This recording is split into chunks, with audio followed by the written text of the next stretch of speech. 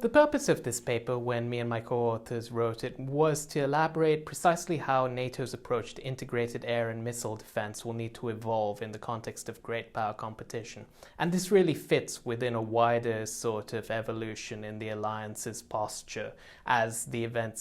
following the events of 2014. The alliance has recalibrated itself towards the Russian challenge. The major issue that NATO's system faces currently is that it is a sectored one. NATO's ballistic missile defense capabilities, which are owned and held at a NATO level predominantly, were built and designed to cope with a limited Iranian threat emanating from the south. By contrast, NATO's IAMD, that is integrated air and missile defense capabilities, are primarily held at the national level. This system was fit for purpose in an age of relatively limited salvos that were expected to be WMD tipped,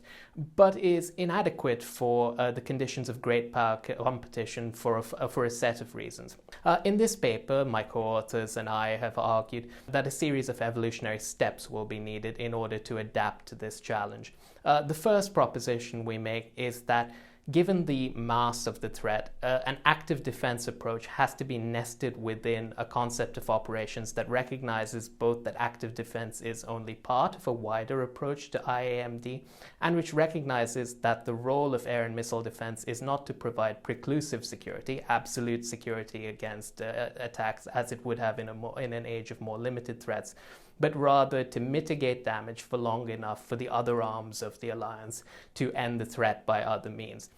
We also propose that offense-defense integration ought to be factored into the alliance's planning, and argue that the concept of suppression of the enemy air threat, forcing, for example, mobile launchers to move, minimizing the size of salvos left of launch, ought to be incorporated into NATO's doctrinal lexicon alongside the concept of SEAD, suppression of enemy air defenses, as a goal for the joint force. One of the key points we make is the temporal aspect of air defense in the early stages of conflict. To deliver sufficient air defense at the right points to enable maneuver, the air threat must be attrited even as active defenses operate. The suppression of enemy air threat capabilities, such as launchers, surface vessels, and bombers, should be elevated from a subcomponent of offensive counter-air to assume a place equal to suppression of enemy air defenses as a joint strike objective for Allied operations.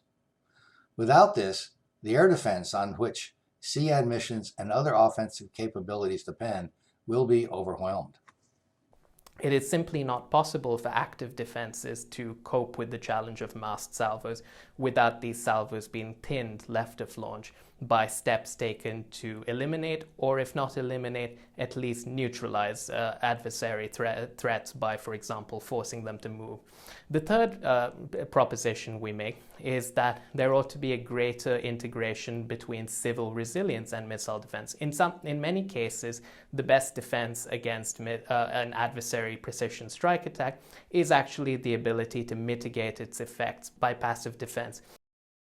Finally, we propose a greater degree of organizational integration to move from a system of nationally owned assets with a shared command and control structure to a genuinely NATO-owned and commanded system, evolving an approach that originally began with the European phased adaptive approach towards a NATO IAMD system rather than merely a NATO-controlled BMD system coupled with a federated air defense network. If there was a theme that runs through the paper, it's the idea of integration, the idea of conceptual integration between strike, offense, active defense, and passive defense, as well as organizational integration across the alliance. And the second core theme is the idea of subordinating